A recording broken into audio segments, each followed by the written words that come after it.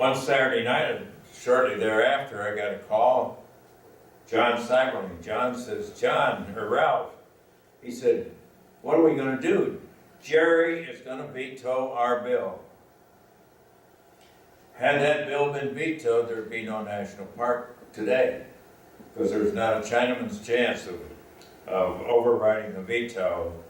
And you know, it was hard to get anybody in California interested in parks in Ohio. And so you had, your colleagues didn't have the same motivation that John and I did, because this was home for us. But anyway, I said, well, John, I don't know what we do, because I know Jerry was president, he was out in Vail skiing.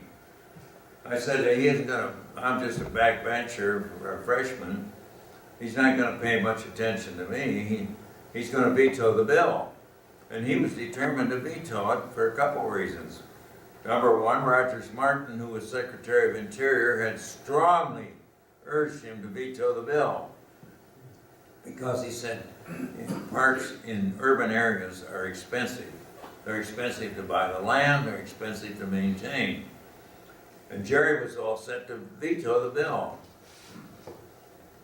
I said, John, there's only one person that I know of that can change his mind, has a chance, is Ray Bliss.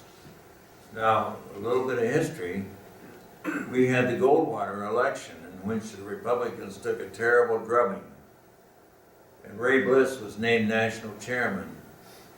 And believe it or not, he was so successful as national chairman that he brought the party back and won the presidency with Dick Nixon. We thought we'd never get it back after the debacle of Goldwater, because he was just wiped out in the election. Anyway, Ray Bliss was an icon in the Republican Party. Just that simple. I had grown to know Ray Bliss, Ray and Ellen, went to a couple of conventions with him and so on. And I said, well, there's only one person I know of that can save that park, and that's Ray Bliss. So I called Ray at home and I said, Ray, here's the situation. The only person that has a chance of persuading Jerry Ford to change his mind and sign that bill would be you. Well, he says, I'll try.